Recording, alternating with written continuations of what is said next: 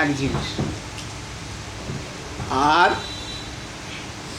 দেবযান আর পিতৃযান দুটো আছে। দেবযান মার্গে যেতে হলে সেটা হচ্ছে যৌগিক ক্রিয়ার মাধ্যমে, শ্বাসের ক্রিয়ার মাধ্যমে, সেইটা হচ্ছে ব্রহ্মরন্ধ্রের ব্যাপার।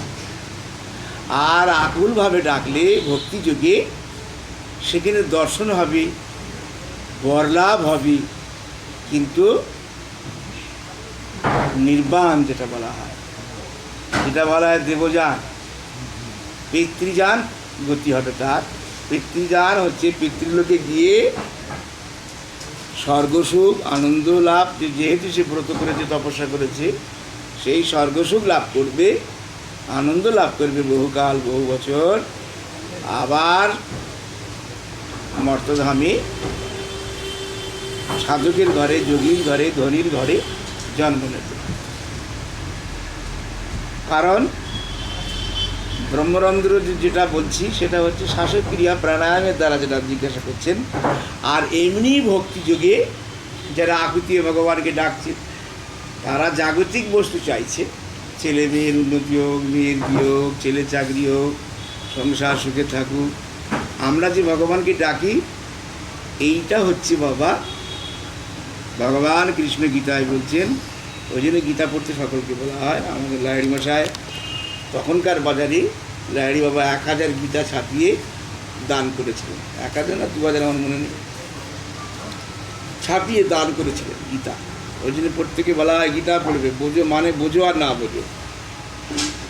তো সেই গীতায় লেখা আছে, চতুর্বিধা ভজন্তে মাং জনা সুকৃতি ন অর্জুন আত্ম জিজ্ঞাসুরাধার্থী জ্ঞানী চ ভরতর্ষভ। হে অর্জুন, আমার ভক্তরা 4 প্রকার। 4 প্রকার ভক্ত আমাকে ভজনা করে। আর্ত, হাতগুলো না মামানি, আর্ত, জিজ্ঞাসু, অর্থার্থী, কটা হলো জ্ঞানী। আর্ত, জিজ্ঞাসু, অর্থার্থী আর জ্ঞানী। আর্তভক্ত কাকে বলে? আতুর হয়ে যারা ডাকছে, বাবা প্রশ্ন করেছেন, বাবার ভাষা দিয়ে বলা হচ্ছে। আতুর কারা?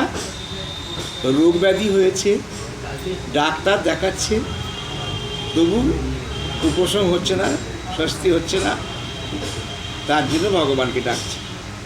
আমরা কখন ভগবানকে ডাকি? যখন সব কিছু ফেলিওর হয়ে যায়, টাকা পয়সা খরচ করেও, যখন মেডিসিন দিয়েও, যখন ওটা পরে আসছে, এটা বলে নেই, ওটা তো বলবই।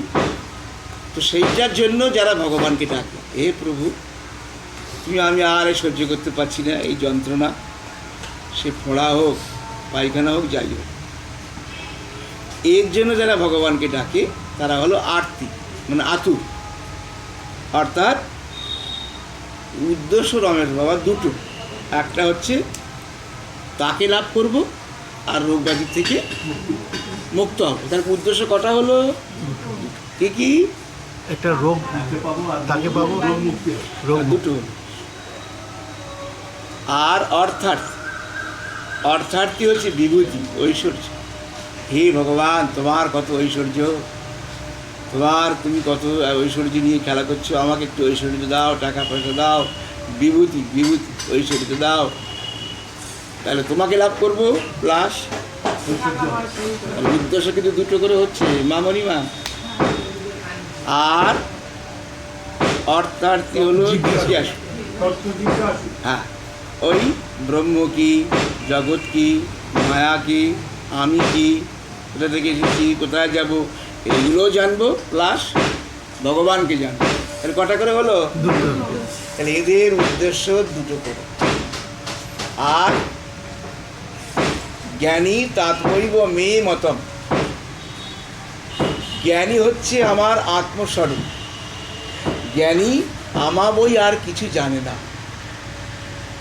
সে কিন্তু যতই বলছে, প্রার্থনা করছে, আমার কষ্ট দাও, দুঃখ দাও, অনাহারে রাখো, আধবেটা খেতে দাও, যতই সংসারে কষ্ট দাও, আমি কিন্তু তোমাকেই চাই। যেমন টিভিতে দেখায় 1 কাপ চা তোমায় চাই, টিভিতে এটা প্রায় দেয়, 1 কাপ চা তোমায় চাই, ভালো করে মুখস্থ করবা। আচ্ছা মামানি হিসেবে তুই এত মনে রেখেছিস